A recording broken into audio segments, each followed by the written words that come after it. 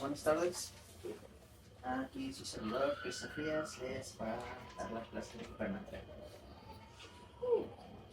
Llegaron los papás de que les mandaban a ver por algo de información del examen. Yo le quería preguntar de que tenía también. Y un largo de una cosa.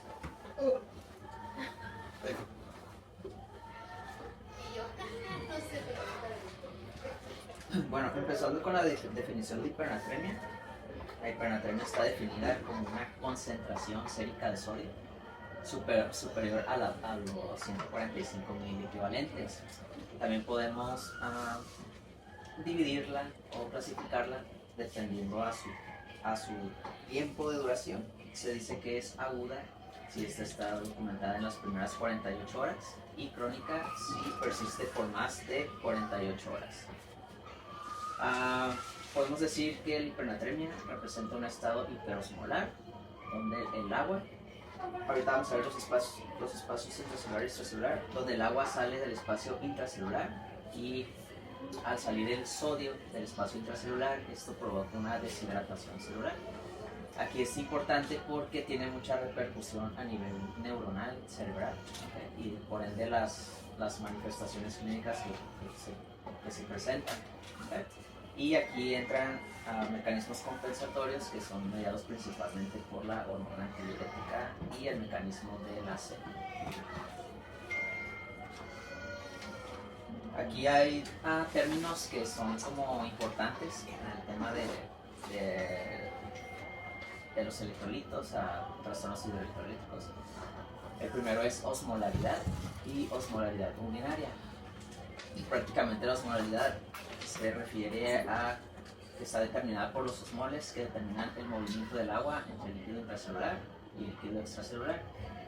El valor normal, por decirlo así, oscila entre los 275 a los 295 milimoles por kilogramo.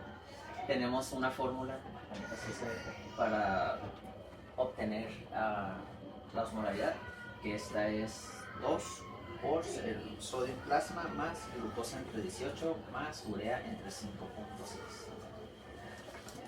Y la osmolaridad urinaria evalúa la capacidad de concentración o de dilución urinaria.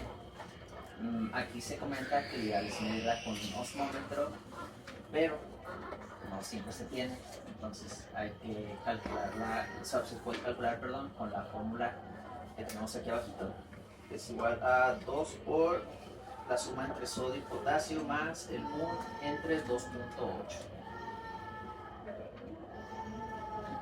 Hablando así de prevalencia en cuanto a la hipernatremia, entre 0.22 a 1.4 de pacientes o niños hospitalizados pueden presentar hipernatremia, tiene una mortalidad de hasta el 15%. Se comenta que en lactantes puede ser más común en el contexto de que estén padeciendo alguna gastroenteritis, pacientes con lactancia materna ineficaz, pacientes prematuros y entornos hospitalarios, refiriéndose a el uso tal vez inapropiado, muy indiscriminado de líquidos hipertónicos. Existen factores de riesgo asociados para presentar hipernatremia. Estos los podemos dividir en medio ambiente, estilo de vida y factor hereditario. Dentro del medio ambiente entran pacientes hospitalizados, lo que decía de las soluciones hipertónicas y pacientes con ventilación mecánica tienen más riesgo de presentar hipernatremia. Pacientes en un cuadro ya se llámese febril, respiratorio, gastrointestinal en el que hay elevación de la temperatura. Sondas de alimentación también está muy relacionado a la aparición de hipernatremia, y en pacientes que se utilizan diuréticos y laxantes osmóticos. Del lado hereditario, pacientes con hormona antidiurética insuficiente, daño hipofisiario, falla renal y pacientes con acceso limitado al agua. Esta tabla de este artículo era nomás para dividir, pero dividía en tres como posibles causas, que son pérdida de agua, que esta a su vez lo divide en gastrointestinal, pérdidas insensibles y renal. En gastrointestinal entra diarrea, vómitos, malabsorción, pérdidas insensibles, fiebre, quemaduras, enfermedad respiratoria, ejercicio severo y renal, diabetes insípida, ya sea central o nefrogénica. La segunda área en la que está dividida es una ingesta inadecuada de agua, y esta a su vez se divide en mecanismos de sed deteriorado. En esta entran lesiones hipotalámicas y el acceso restringido a líquidos, igual ya sea por deterioro neurológico, pacientes críticos o pacientes neonatos. Y por último lo dividía en ganancia excesiva de sodio, que esta puede ser renal o extrarrenal. Renal cuando hablamos de un hiperaldosteronismo o un hipercortisolismo, y extrarrenal si hablamos de fluidos hipertónicos o envenenamiento por sal. Aquí un poquito la misma tabla ya desglosada con un poquito más de causas. Les decía que un mecanismo es el exceso de sodio. O sea, aquí entran algunas otras causas, como la leche de fórmula mal preparada, exceso de carbonato de sodio, ingestión hasta por agua de mar, inclusión de soluciones salinas hipertónicas. Esto ya sería de una forma más como iatrogénea. El hiperaldosteronismo ya comentado, enemas, o intencional. Por déficit de agua, también, como les comentaba, diabetes insípida o nefrogénica, y entran tumores postraumática, histocitosis, tuberculosis, meningitis, encefalitis, pérdidas insensibles, prematuros, prácticamente lo que comentábamos en la tabla de hace ratito. Y déficit de agua y sodio, cuadros de gastroenteritis, osmóticos, pérdidas cutáneas, quemadas, sudoración excesiva, pérdidas renales, diabetes, enfermedades. Prácticamente es un poquito más de causas de lo que venía en la tabla, que al final de cuentas vienen siendo esos tres principales mecanismos por los cuales se puede presentar una hipernatremia. Ahí no sé en qué podemos aportar, pero yo creo que sí es importante verlo, sobre todo en cuestiones también de grupos etarios, ¿no? La verdad que yo creo que sería muy poco probable, a lo mejor en un lactante, ¿no? Que tengamos una situación relacionada con a lo mejor el uso de fórmulas, ¿no? Como que es más común que sea por cuestión dilucional. Sí, y digo, si quieren, regrésate un poquito a la verdad. Ahí está bien. Digo, bien importante, cuando hablamos de trastornos del sodio, siempre decimos que son trastornos del agua, ¿ok? O sea, si se mueve el sodio para arriba es que le hace falta agua al cuerpo. Si se mueve el sodio para abajo es que le sobra agua al cuerpo. Y esta tabla creo que lo define bastante bien, pues si se fijan, ganancia excesiva de sodio son pues, relativamente pocas las enfermedades que verdaderamente vas a tener una ganancia real de sodio. Habitualmente van a ser los pacientes que tenemos con soluciones hipertónicas por traumatismo craneoencefálico. Esa va a ser como la causa más frecuente de una hipernatremia, pero esa hipernatremia es terapéutica, ¿no? O sea, andamos buscando tener altas concentraciones de sodio en suero para jalar agua del cerebro para poder quitar un edema cerebral. Entonces, pues ahí no se considera como iatrogénica, ¿no? Y se considera como una meta terapéutica que estamos buscando. Sin embargo, si hay pacientes que a veces se nos van, ¿no? Que no los estamos monitorizando de forma tan temprana o por X o Y, a pesar de que están con soluciones hipertónicas y estamos tratando un edema cerebral, se nos van más allá de la meta terapéutica, ¿no? 165, 170, y bueno, obviamente ahí sí ya entramos en la parte iatrogénica, ¿no? Bien importante, hay una meta terapéutica, pero si no lo vigilamos de forma cerca o hay otras cosas ahí alrededor que seguramente vamos a platicar más adelante, pues se nos puede brincar para el otro lado. Entonces, habitualmente la gran mayoría de los pacientes que tienen hipernatremia va a ser falta de agua, ¿ok? Siempre es bien importante tomar en cuenta el volumen circulante efectivo o el agua corporal total del paciente. Es lo mismo que tengas una hipernatremia con choque, ¿no? A que tengas una hipernatremia sin choque, ¿sale? Entonces, dale para adelante. Cuando dice déficit de agua y déficit de sodio, esos son los pacientes que pueden llegar a tener choque, ¿sale? O sea, las diarreas hipernatrémicas, los vómitos nada más. Las ondas nasogásticas se van a referir a que habitualmente las fórmulas que damos por vía enteral pues están muy concentradas, ¿no? Tenemos osmolaridades a veces que sobrepasan la osmolaridad sérica, ¿va? Hay fórmulas que pueden tener 500 o 600 miliosmoles por cada litro que se administra, y eso es 2 veces la osmolaridad sérica que tenemos, ¿va? Eso le puede generar problemas al riñón.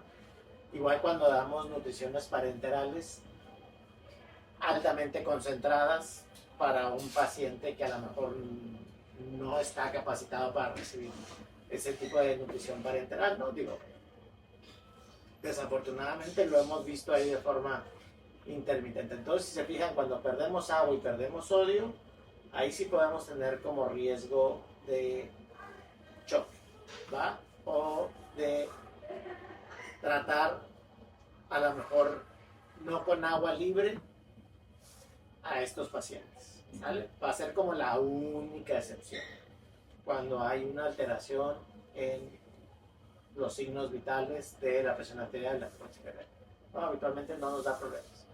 Entonces, como que esto es punto y aparte, ¿no? Es como, siempre decimos, podemos irnos como para 1000 lados cuando hablamos de trastornos del agua, y creo que ahí lo vamos a dejar, pues nada más como que hacer la diferencia que cuando pierdes agua y pierdes sodio es un tema completamente distinto. ¿Va? Entonces ahorita creo que nada más nos debemos de enfocar a déficit de agua. Y en déficit de agua, pues habitualmente van a ser como los problemas relacionados con la hormona antidiurética, ¿va? O sobre todo en los bebés pequeñitos que están bajo sedación, que de alguna forma no tienen forma de pedir líquido, pues también es otra causa relativamente frecuente. Entonces, cuando hablamos de los trastornos del agua, pues es bien importante que sepan que también se pueden ver unidos a trastornos del sodio, ¿va? Y puede haber como hipernatremia con choque, ¿no? Que eso es agua, la hipernatremia, choque es el déficit de sodio, o puede haber trastornos del agua sólidos, ¿va? Creo que cuando hablemos de choque o cuando hablen de choque, pues ahí como que ya se pueden como que entrelazar estos dos temas, ¿sí? Sí, algo que sí deben de tomar en cuenta es que la reanimación con líquidos por lo general buscas una solución que tenga tonicidad, ¿no?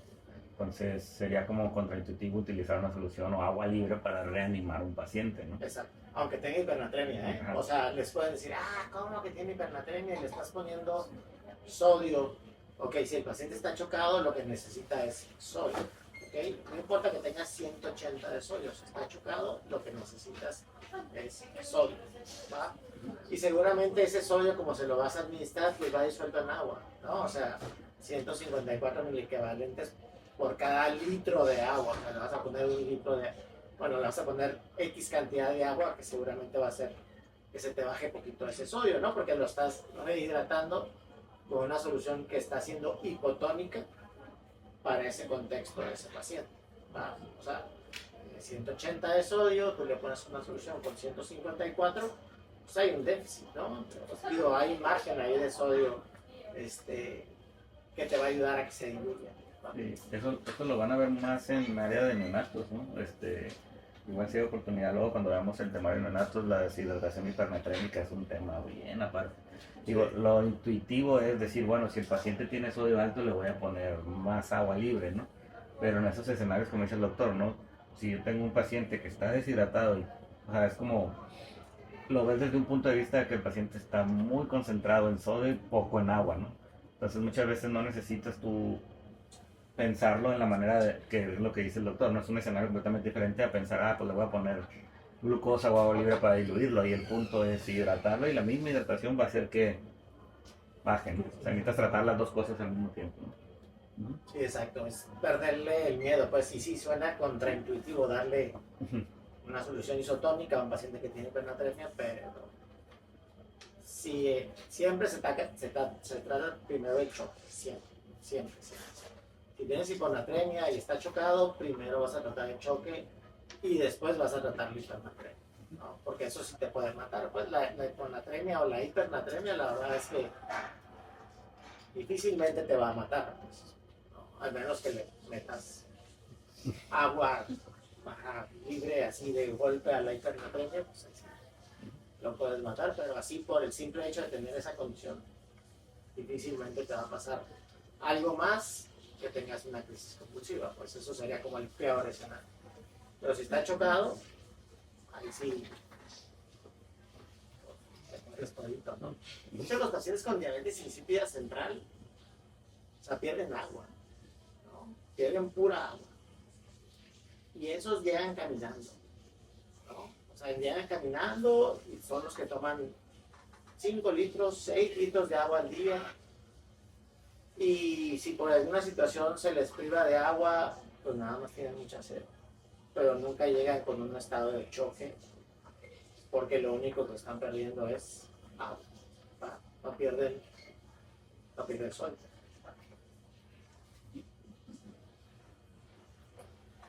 Ok. Aquí como parte del entender qué pasa a nivel celular, pues tenemos que dividir a los espacios en extracelular e intracelular. Porque es así como se divide el agua corporal total. Entonces tenemos estos dos grandes compartimentos en los que, por ejemplo, en el espacio extracelular se concentra aproximadamente un tercio del agua corporal total. En el espacio intracelular, 2/3, que viene siendo un 40%. Se caracteriza el espacio extracelular por tener una composición principalmente de sodio, cloro, bicarbonato, y maneja una osmolaridad que ya comentábamos de entre 285 a 295 milosmoles por litro. Y los componentes principales del espacio intracelular son el potasio, fosfato y proteínas. Entonces, entre el espacio intracelular y extracelular, pues hay una membrana en la que siempre hay intercambio constante de aniones, cationes, solutos, proteínas. ¿Y esto para qué? Es para estar manteniendo en equilibrio en homeostasis. Hablando de celular, ¿no? La homeostasis celular.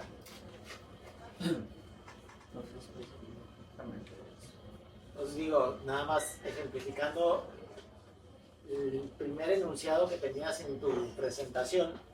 ¿Te quieres regresar? Para retomar.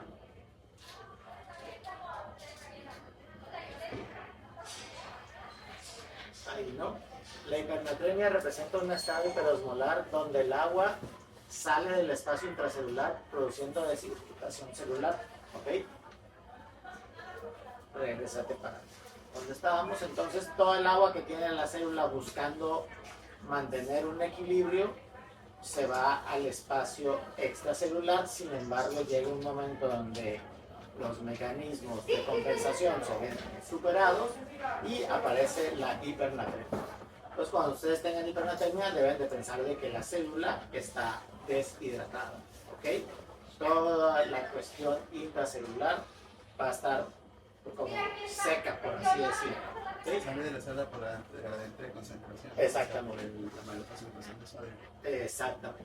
Busca como mantener La polaridad del plasma. Entonces, eso va a hacer que se te deshidrate la célula. Entonces, esa deshidratación celular, pues obviamente tiene consecuencias cuando hablamos de la reposición de líquidos.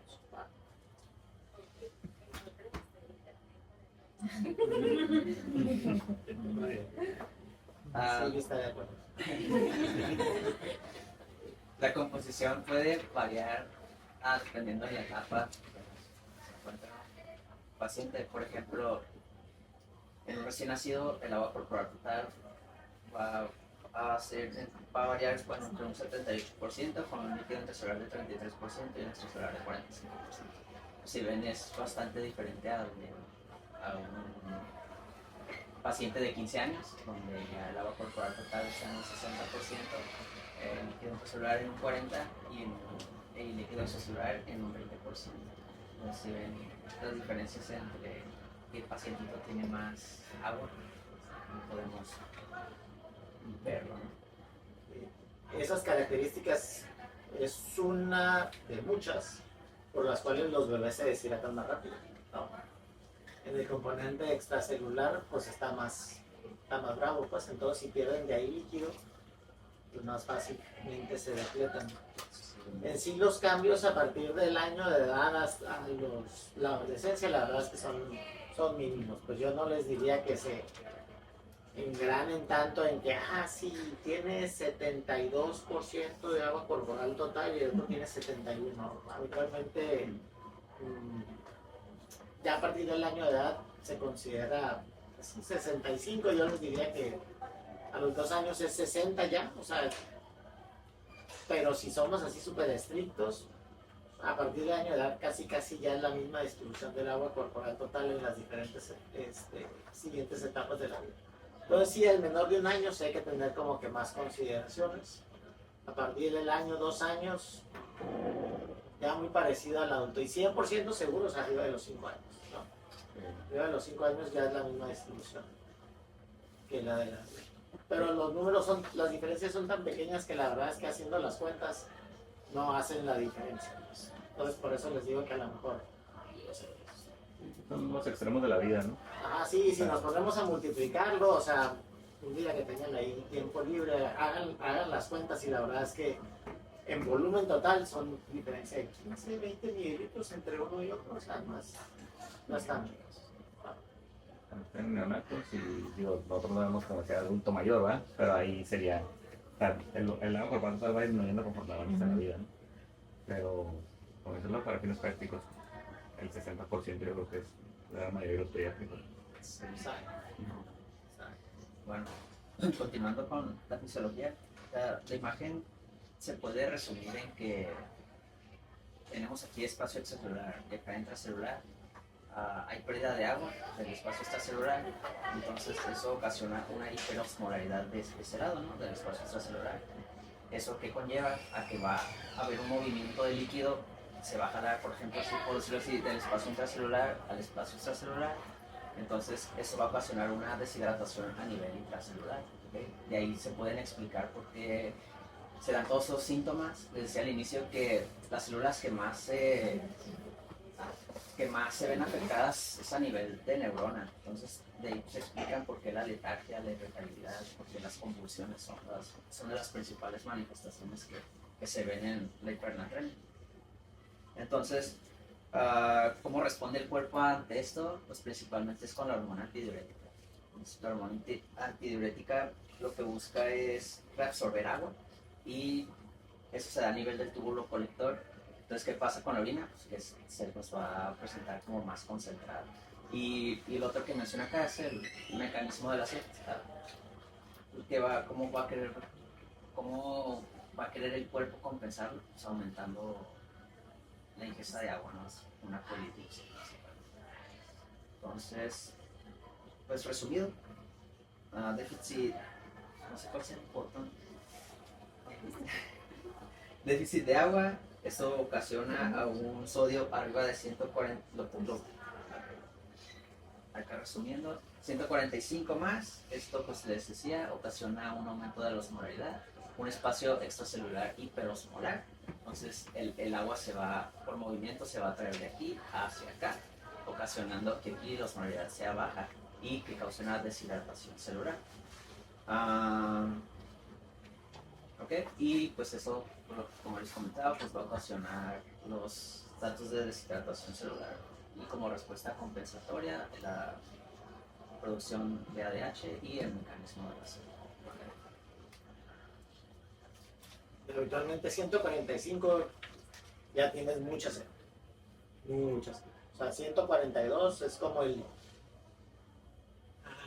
hay una curvita así como que ADH y niveles de sodio, ¿no? Y en el 142 es donde viene el pico fuerte para secreción de ADH.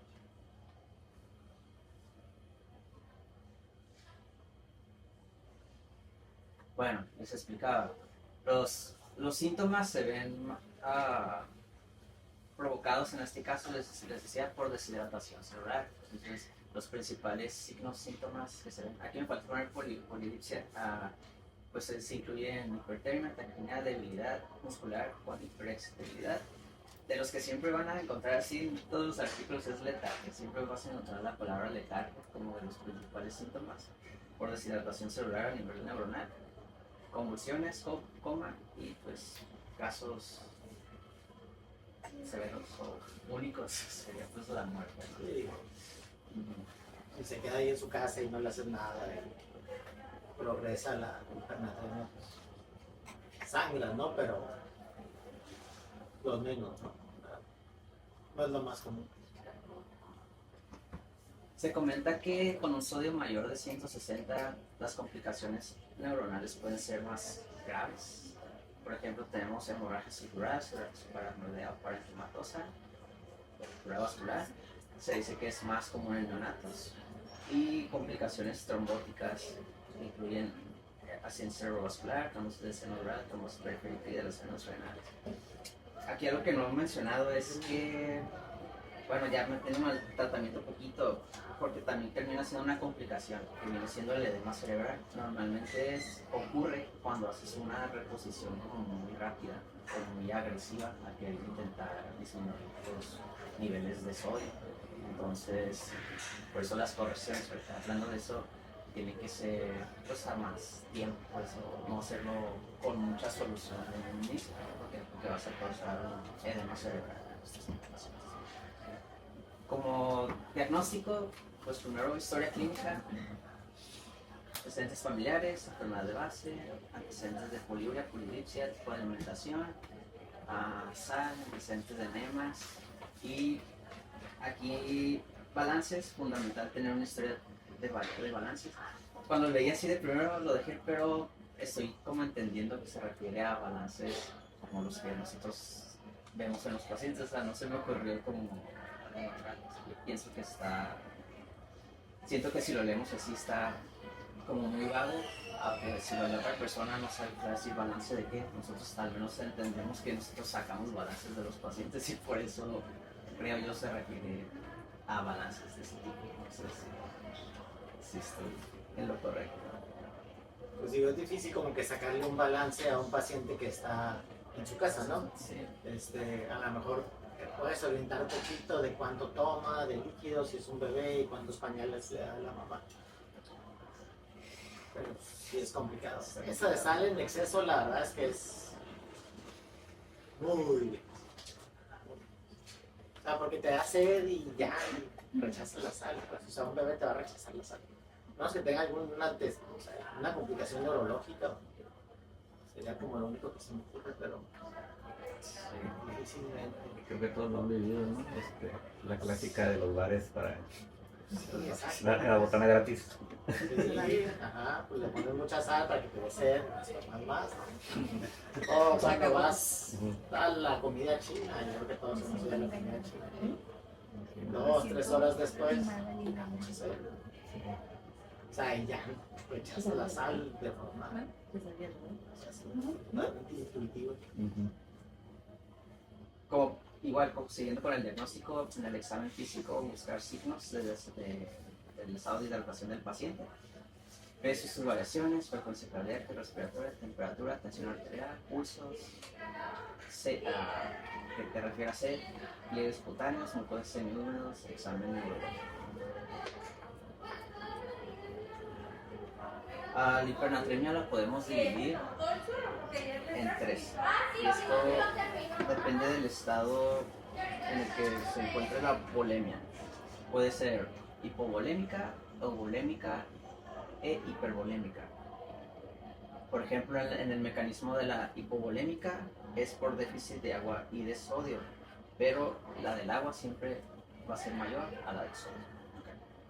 Acá, por ejemplo, también es un déficit de agua libre, pero no es como lo suficientemente significativo. Si ven, la balanza está prácticamente igual. Y una hipervolémica, si se ve una mayor balanza hacia el sodio y hacia el agua. Una ganancia de sodio, exceso de sodio en relación al agua. Pues prácticamente, ¿qué podría causar cada una de ellas?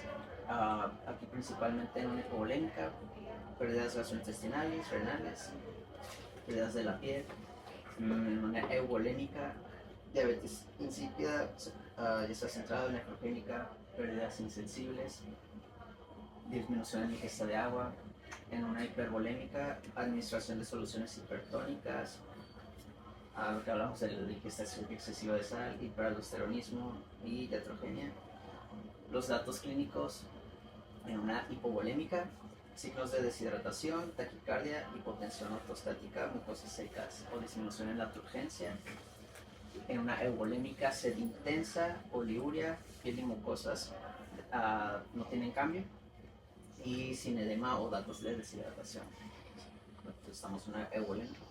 Y en una hipervolémica ya vemos edema, hipertensión arterial, hiperputación yugular, cáncer. Te habla aquí de laboratorios importantes para diferenciar cada una: hematocrit y BUN aumentados por concentración, aquí normales en una euvolémica, y acá en hipervolémica pueden estar normales o disminuidos. Okay. ¿Esa información de dónde la sacaste? Haz de cuenta que estuve tecleando en ChatGPT y le estuve agregando como darme características de esto. Sí, se ve porque está como poquito de aquí, poquito de allá, poquito de acullá. Ok, va, lo que decíamos, hipovolémica. Ahí como que el mensaje lo dijiste al revés, ¿no? La hipovolémica, pierdes más sodio que agua, ¿ok? Entonces, como pierdes más sodio que agua, te puede dar shock, ¿sale? Y tienes, ahí ¿qué pasó? Perdiste agua y también perdiste sodio, ¿sale? Entonces, ¿qué cosas te pueden hacer que pierdas agua y sodio? Pues las diarreas, ¿no? Van a ser las causas más comunes, o un paciente que tiene una ileostomía, que a lo mejor se infecta y tiene una enteritis, pues pierde también un chorro de agua y pierde también sodio, pero pierde más agua que sodio, pero eso a final de cuentas a la par te genera como choque, ¿va? Luego, en la euvolémica solamente pierdes agua, ¿vale? Es el ejemplo típico de la diabetes insípida, ¿okay? Y en la hipervolémica esta es súper rara. O sea, esta sí la verdad es que la única entidad que así verdaderamente puede existir son como los hiperaldosteronismos, pero es bien raro que tengan hipernatremia, y los pacientes que le ponemos solución salina hipertónica. Pero nunca los ves edematizados, nunca los ves con sobrecarga hídrica. O sea, la verdad es que es difícil, pues. O sea, y sí, esto del sodio urinario y estas cosas, pues no son tan buenos marcadores. La osmolaridad urinaria sí es un mejor marcador. Tal vez si hubieras puesto sodio urinario y potasio urinario, te da una mejor idea, que eso lo podemos ver más adelante, ya que o sea, como para rascarle un poquito más, a hacer un diagnóstico como que más exacto. Entonces, hipovolémica, habitualmente te van a llegar más por la diarrea, y te vas a enfocar más en tratar la diarrea y el estado de choque, porque cuando te lleguen los resultados del laboratorio, seguramente ya le pusiste líquidos, ¿no? O sea, no son los más comunes, ¿no? Lo más común es que te den hiponatremia, porque pues habitualmente rehidratamos, ¿no?, a los niños con soluciones hipotónicas, ¿no? O sea, no nosotros, sino los papás, pues que le dan que 7-Up, o les dan agua, o les dan leche, o le dan agua de arroz, ¿no? Entonces son soluciones muy hipotónicas que te van a generar hiponatremia.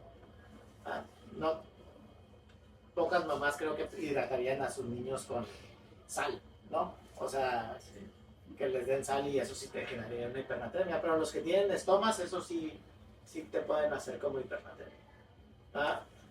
Y las eubolémicas, pues básicamente van a ser las diabetes insípidas, ¿no? Tanto centrales como nefrogénicas, ¿no? Y digo, ahí dice disminución de la ingesta de agua, la verdad es que, o sea, sería muy difícil, pues, que si no, o sea, yo creo que si alguien que no tome agua, bueno, así va a mantener el equilibrio, ¿no? O sea, por eso me llamó la atención ahí las características. Y los diuréticos, pues todos los diuréticos son antidiuréticos, todos los diuréticos son antidiuréticos, y a la par pierdes agua. El único diurético que no es natriurético son los inhibidores de la vasopresina, que son los bactanes, pero pues no hay en México, entonces, pues, entonces sí, por eso me llamó ahí la atención los datos. Ok, va. No me voy a ir todavía. Comentaba los exámenes auxiliares porque apoyan el diagnóstico. Examen de orina, electrolitos, sodio, potasio, cloro, el ego, glucosa, creatinina y osmolaridad urinaria, en sangre, glucosa, urea, creatinina, gases venosos, electrolitos y osmolaridad plasmática. Si vemos aquí son como más estudios de imagen. Aquí son más como en el contexto de tal vez buscar tumores o este tipo de patologías que pudiesen estar causando la hipernatremia. Más que como de laboratorio, ¿no? Pensando en otro tipo de patologías. Sí, por ejemplo, ahí evaluar índice cardiotorácico, si quedan dudas sobre el estado de la uremia, pues la verdad es que como que hay mejores herramientas, ¿no?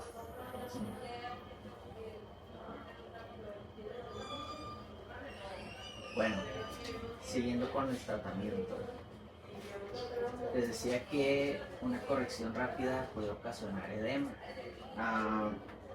Normalmente ante una hipernatremia que es crónica, el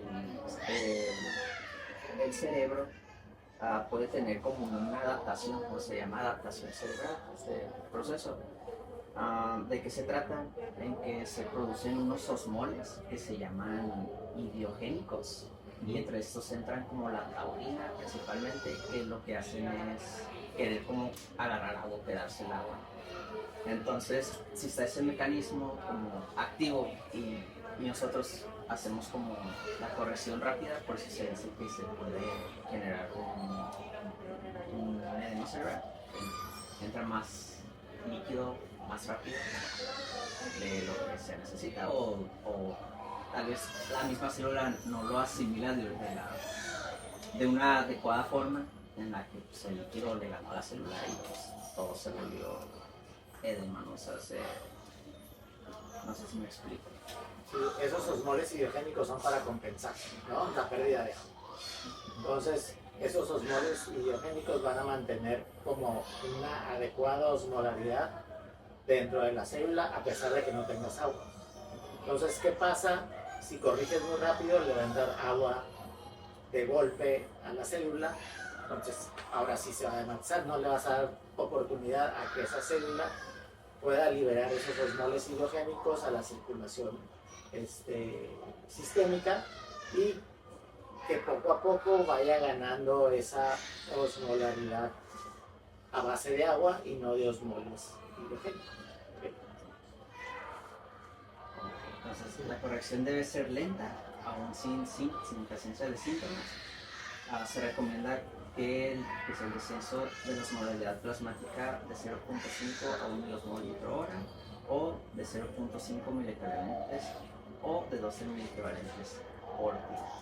En casos graves, sodio arriba de 170, no se debe descender a menos de 150 en las primeras 48 a 72 horas. Aquí, pues ya empezando con fórmulas y eso, la primera fórmula que se considera no necesaria, pues es el cálculo de déficit de agua, en el que 0.6 es la constante que se multiplica por el peso por la diferencia o la la resta, perdón, entre el sodio actual y tu sodio deseado. Esta es otra fórmula variada porque la que estábamos usando hace rato terminaba en -1 y o sea, que tienen entre 140 decimos de corroborar. Ahorita lo vamos a ver. Ahí esa fórmula, la constante de 0.6 es porque es el 60% del agua, o sea que si es en neonatos iría cambiando, por ejemplo, eso. Ajá. Sí. Sí, Por la, ok. sí, exacto. O sea, siempre para los trastornos del agua es agua corporal total.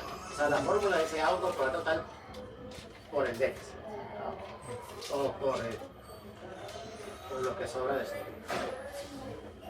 Sí, es lo correcto. A veces nos olvida, pero a eso deberías de ajustarlo. Pues si estás tratando un neonato o un prematuro, deberías de ajustarlo más hacia arriba, ¿no?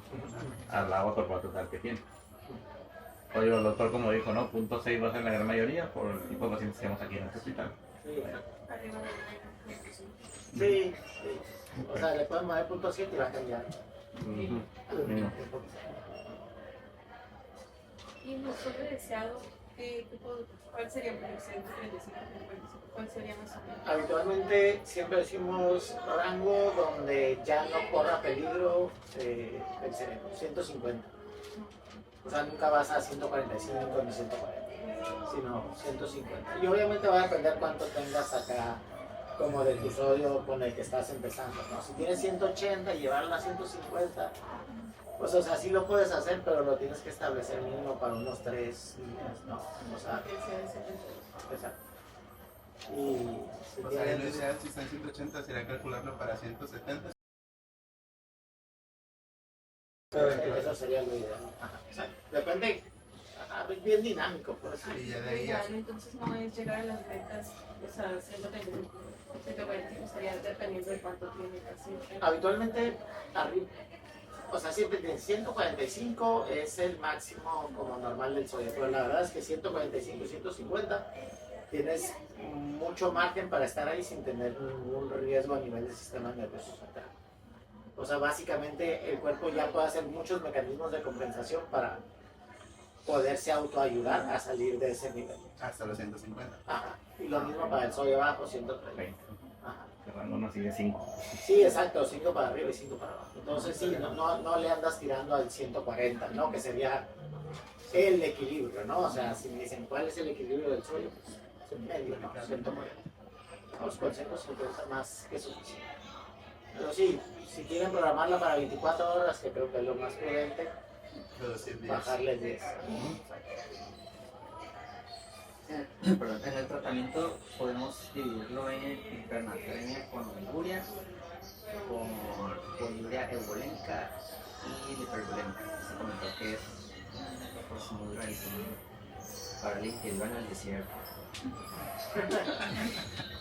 Ni así, porque si vives en el desierto te secaste, ¿no? O sea, sí, es más hipernatremia con oliguria, ¿no? El que anda ahí, el que se queda perdido ahí en el desierto. Pero principalmente hay que arreglarlo entonces. Se comenta que es administrar suero salino fisiológico si existe hipotensión inicial, ya que el objetivo inicial será mejorar la perfusión tisular y continuar posteriormente con suero salino hipotónico al 0.45. Si no hay hipovolemia, se puede empezar directamente con suero hipotónico al 0.45%. Ok, entonces, esos son los casos que decimos que son, pues ni nos vamos a dar cuenta, ¿no? O sea, ese paciente que tú lo ves con datos de choque y pues tienes que tratar el choque y le das un isotónico. Ya te traen los laboratorios 30, 40 minutos después y, ay cabrón, tienes 155 de sodio. Y a la vez dices, vamos a tomar los laboratorios y con la pura hidratación se recupera. Sí, esos escenarios me ha tocado mucho en las guardias cuando estaba con ustedes, de que empezaron a hacer su cálculo de sodio con ese sodio inicial, pues, pero era antes de hidratarlo. Entonces muchas veces le decía, tómalo en control y ya en el control siguiente ya estaba a 149. Sí, ya no tenías que Es saber por frecuente de verlo en urgencias, porque sí me ha pasado mucho que llegan ya súper deshidratados, con datos de choque, se le empiezan a pasar cargas y salen los laboratorios Sí, la glucosa, digo, perdón, el sodio en 150 y tanto, 160, pero pues ya después se normalizan con los Esos son los que ni cuenta te das, pues. Pero pues está padre, ¿no? Porque, o sea, con una sola cosa, con una sola acción que hiciste, corregiste todo, pues. Si es pérdida gastrointestinal, no vas a tener ningún problema. Si es pérdida renal, ahí sí vas a batallar porque la pérdida renal va a seguir y va a seguir y va a seguir y va a seguir. Y lo vas a corregir y a lo mejor te va a volver a ganar a las 6, 8 horas, ¿no? Pero... Como María. Ajá, exacto. Pero esos son los nervios, pues. O sea, lo más común es que sea el intestino el que te genera ese tipo de situación. Aquí en la hipernatremia con poliurea eubolémica, administrar agua en libro oral o IV con glucosador 5%. En adolescentes o adultos jóvenes, no administrar glucosador 5% a un ritmo mayor de 300 mililitros hora por el riesgo que tienen de presentar hiperglucemia y poliurea osmolar. ¿Y por qué no darle agua libre IV? A paciente adulto joven y adolescente. ¿Alguien sabe? ¿Por qué no damos agua libre IV? ¿Alguien ha visto que le haya dado agua libre? Que nos damos agua inyectable. Para que Ajá, se entienda. agua inyectable. ¿A alguien le hemos ABD. puesto agua inyectable así? Directo. 500 mililitros de agua inyectable para 6 horas. ¿No, verdad? Ok. Genera hemólisis, pues. O sea, necesita algo de osmolaridad esa solución.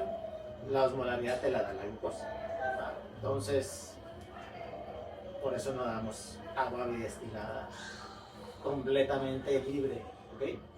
Ahí se puede poner como en J y que pase con otra solución, pues ya le estás dando algo de osmolaridad, pero sí, si nunca pasa en agua bidestilada solita. Y podemos hacer glucosa en 2.5, ¿no? Mitad de agua bidestilada y mitad de solución glucosa del 5%, y el riesgo de que te haga hemólisis es muy bajo. Pero ya le estás como rascándole un poquito ahí. Sí, exacto. Aquí ya de lo que hablábamos es lo que comentábamos, cómo podemos dividirla y qué podemos encontrar si se trata de cada una de las hipernatremias. Entonces no es como repetición, no como tal algo diferente, ¿no? De lo que ya hablamos. Aquí también sus principales causas, y está cómo puede ser y cómo las podemos tratar. Hipernatremia por pérdida de agua y sodio puede ser con TA baja o normal. Aquí se recomienda una reposición isotónica. Con TA normal puede ser una solución hipotónica. En una solo de pérdida de agua, una solución hipotónica. Y en ganancia de sodio la podemos tratar con diuréticos o soluciones glucosadas o en los casos con diálisis. Un resumen de tratamiento o de qué solución sería la más como adecuada a cada tipo de hipernatremia.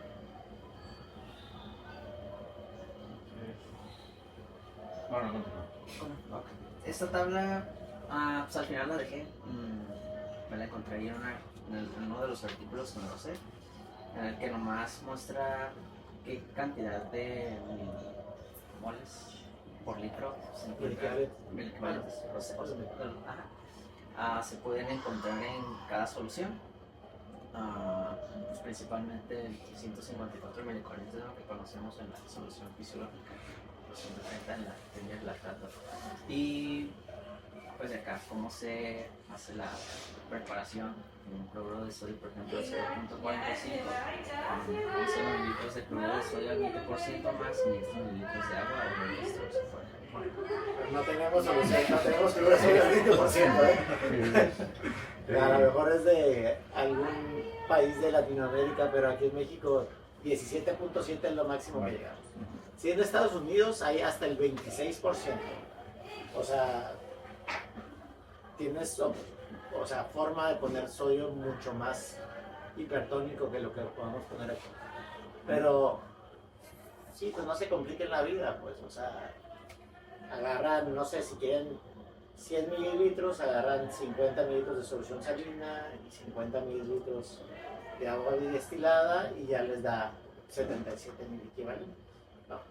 La mitad, Ajá. 54. Exacto. Y si la quieren al punto 22, pues Va diluyendo no, a exacto. la mitad, 2 veces, 3 veces, 4 veces y se va bajando el sodio. O con glucosa. Sí. Es lo mismo. Lo que yo a veces les digo, ¿no? Que es algo ahí que los trato de llevar a ese truco mental, ¿no? Es cuando les digo si un litro de solución mixta es lo mismo que un litro de una solución al medio, ¿no? Si lo analizamos aquí como lo están comentando, si tú pones 500 mililitros de glucosa al 5% y 500 mililitros de solución salina, el total de sodio de esa solución va a ser 77 mil equivalentes por litro, porque la estoy diluyendo con la mitad de una solución que no tiene sodio. Entonces, la forma más sencilla de hacer eso es una solución 1 a 1, ¿no? Si yo quiero dejar al punto 45, pues nomás preparo un litro y digo 500 y 500. Y ya mi solución total, o sea, todo ese litro va a tener la mitad de sal, que no es lo mismo que una mixta, ¿no? Que esa ya viene los 5 gramos de glucosa en 100 mililitros, o 50 en 100, y los 154 mil equivalentes, ¿no? Porque es una solución que ya está preparada. Cualquier cosa que ustedes diluyan entre sí, que es muy común en pediatría, ¿no? Hacemos toda nuestra recetita de cocina, ¿no? Que tanto de glucosa al 10, con tanto de miligramos de sodio, con potasio, con... O sea, todo eso es, en el total de la solución ustedes lo están diluyendo, ¿no? Y siempre es diluir la otra cosa entre sí. Como decía el doctor, ¿no? Si ustedes quieren preparar una solución que no sea el 5% de solución glucosada, sino que sea el 2.5, pues le van a poner la mitad de otra solución que no tenga sodio. A ver, o sal, va a pasar lo mismo. Va a ser menos cantidad de glucosa, menos cantidad de sal. Así me expliqué. No considerar que cualquier cosa que mezclen, pues van a diluirla.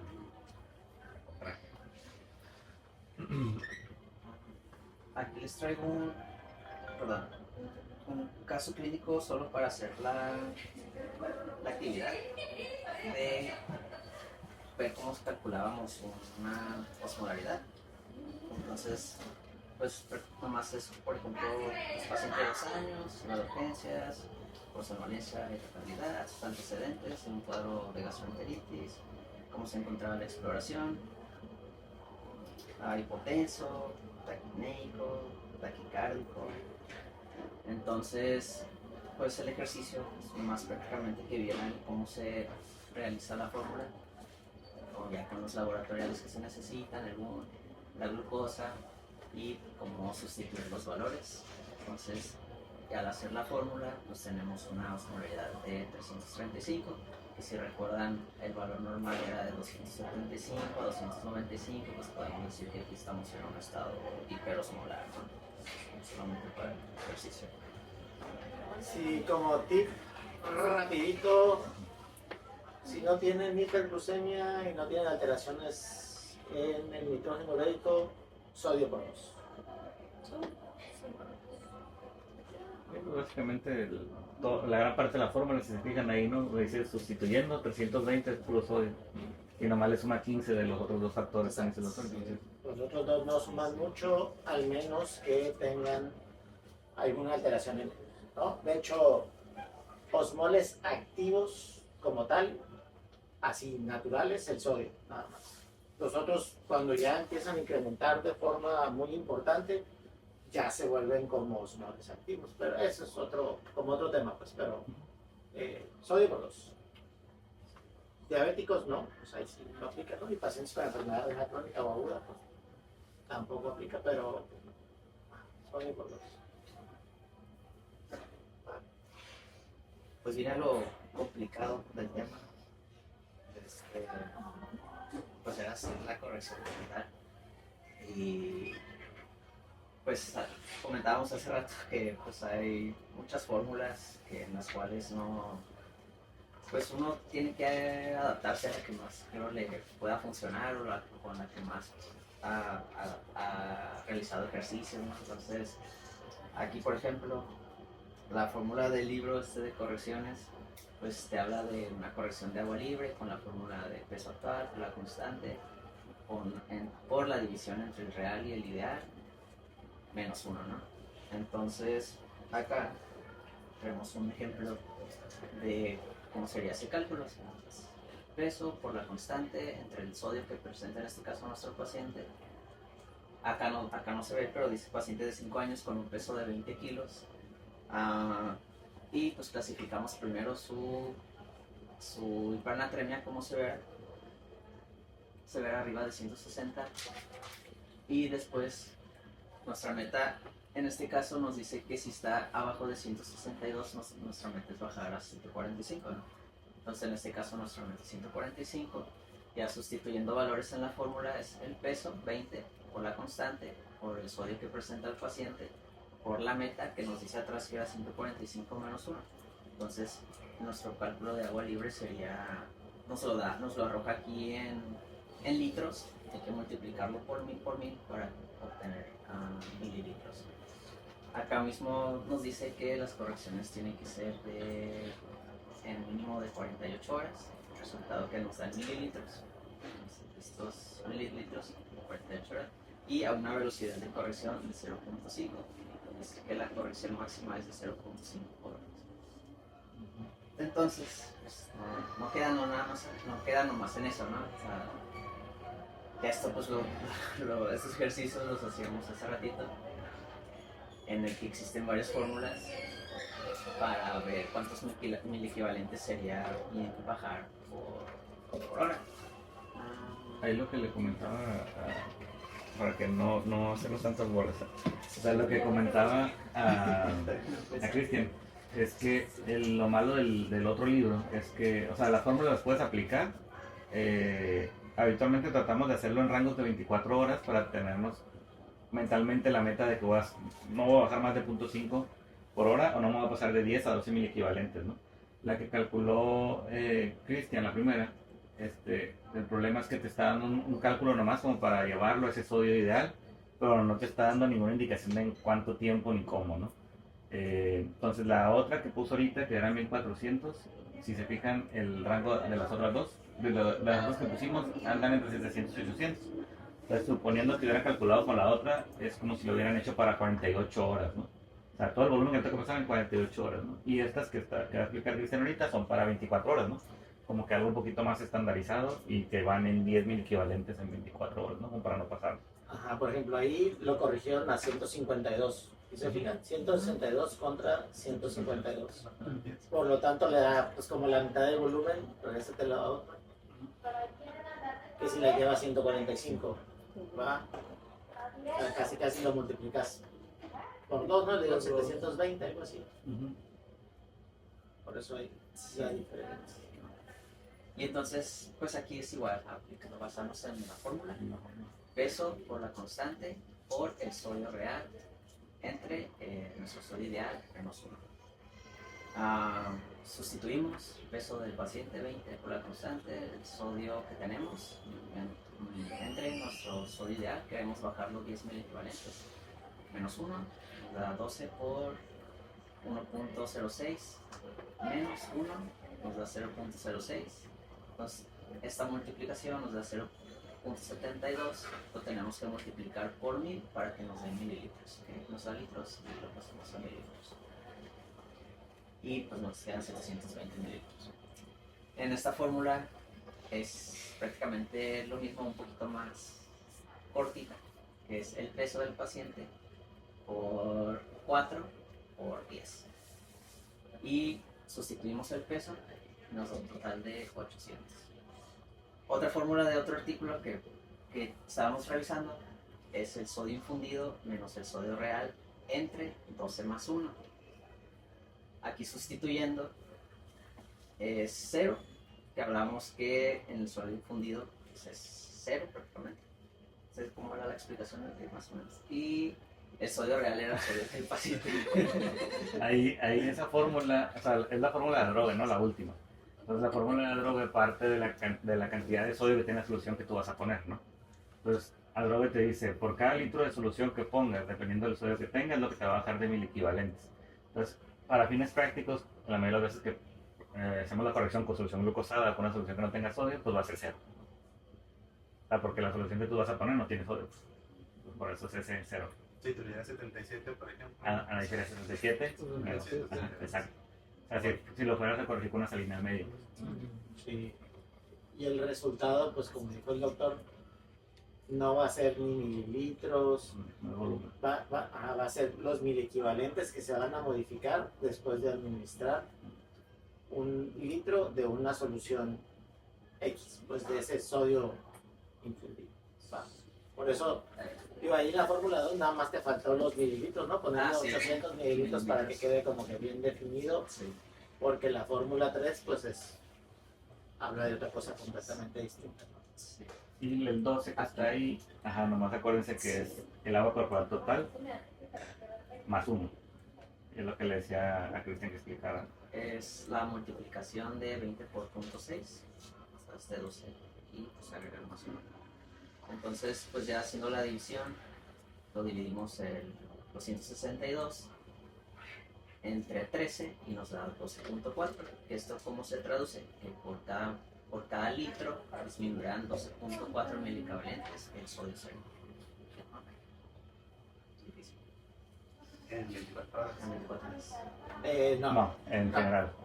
Si tú le pones 1 litro de solución glucosada al 5% en 1 hora, le va a bajar 12 miliequivalentes. Si se lo pones en 24 horas, le va a bajar 12 miliequivalentes. Si lo pones en 72 horas, le va a bajar 12 miliequivalentes. O sea, ahí nada más era ajustar el tiempo para que no baje Exacto. más de lo que se recomienda. Y por último, tenemos aquí estos dos, ¿no? 100.000 mililitros bajan 12 miliequivalentes. ¿En cuántos mililitros podrán bajar 10? Esta es la regla de 3. Multiplicamos y dividimos y nos da 833 mililitros. Entonces ya con eso tenemos que 833 mililitros en 24 horas. Pues nos vamos a bajar estos 10 miliequivalentes, ¿no? Esto es igual a 34.7 mililitros hora de agua. Más o menos. Si se fijan, digo, quise que Cristian pusiera las 3 fórmulas para que más o menos comparen que no varía tanto. O sea, todas andan entre 720, 800 y 833, ¿no? Entonces, igual, ¿no? Lo pueden hacer de maneras diferentes. Lo que comentaba con Cristian es que, bueno, comentaba con el doctor también, ¿no? Que esto no es tan estático, ¿no? Tan fijo como quisiéramos que ocurriera o como pensamos que va a ocurrir, ¿no? Al final de cuentas hay otros factores que influyen, solamente es tener un parámetro de referencia de cuánto poner para no pasar, ¿no? Entonces, ustedes pueden poner, o sea, pueden hacer la fórmula perfecta, ¿no? Es decir, yo sé que, o sea, a las 8 horas le voy a tomar electrolitos y ¿cuál, no? Bajó 2 o bajó 8, ¿no? Dicen, no, sabes que ya, o sea, me fui muy rápido. Entonces, no crean que es algo que no va, que es algo dinámico, que van a tener que estar vigilando, ¿no? Ustedes calculan su fórmula, a lo mejor saben que pues de aquí a tal hora 4 o 6 horas le voy a tomar un control para ver cómo va mi ritmo de corrección, ¿no? Y si su ritmo va muy rápido o muy lento, pues ahí pueden volver a hacer la fórmula, volver a reajustar, ¿no? Más como decía el doctor hace rato, ¿no? Que era como, esto solamente pensando en un mundo ideal donde normal estás administrando agua libre, ¿no?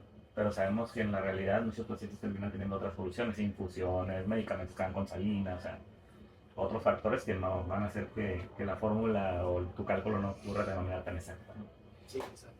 También hay que tomar en cuenta que en cuanto empiece a bajar el sodio, pues la producción de antibiótica va a empezar a bajar, ¿no? Y conforme empiece a bajar, pues vas a empezar a producir más orina, ¿no? Entonces, puede ser que eso, bueno, no puede ser, eso también afecta a la velocidad de corrección.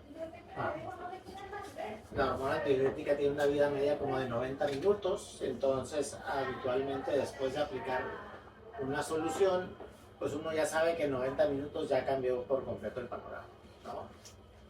Habitualmente podemos hacer estudios en la orina, pero eso si quieren lo vemos ya que veamos hiponatremia, porque la misma fórmula aplica para los dos. Y es una forma de darse cuenta cómo está actuando la antibiótica sin tener osmolalidad urinaria. Algo que yo creo que podemos dejarlo como resumen de la clase es los 3 escenarios más probables van a ser el escenario de deshidratación. Como tip, paciente que llegue deshidratado con hipernatremia, como ya dijimos, primero den el manejo para la deshidratación o para el choque y después piensen en corregir sodio, ¿no? Porque como decíamos, lo más habitual que van a ver en ese escenario es que quizás problemas a solucionar solito cuando lo hidratan. Diabetes insípida, ¿no? Que es aumento o pérdida de agua libre importante. Ahí quizás sí pudiera ser un escenario diferente donde la administración de de agua libre tenga alguna relación o función, ¿no? Para reponer esa pérdida de agua. Y el otro escenario es el diatrogénico, ¿no? Nosotros ponemos mucho sodio, que ese también han visto que es más en terapia intensiva, ¿no? Que eso lo van a tener que hacer la fórmula, pero ahora para corregir lo que aumentamos de más, ¿no? Más los mecanismos de compensación, ¿no? Que como dice el doctor, ahí va a haber otras cosas relacionadas con el riñón, ¿no? Pero que para fines prácticos yo creo que la mayoría de los escenarios se reducen a esos tres, ¿no? El paciente deshidratado con hipernatremia, el de diabetes insípida y el de mucho sodio, ¿no? El que pierde mucha agua y el que le pusiste sodio de más por una situación externa. Y son los menos, ¿no? O sea, si se fijan, hipernatremia de contexto, o sea, la presentación es mucho menor que cuando hablamos de hiponatremia, que esa sí es pues, mucho más frecuente. Ajá. Mucho más. Sí, esta fórmula la van a usar menos que a lo mejor que la otra, ¿no?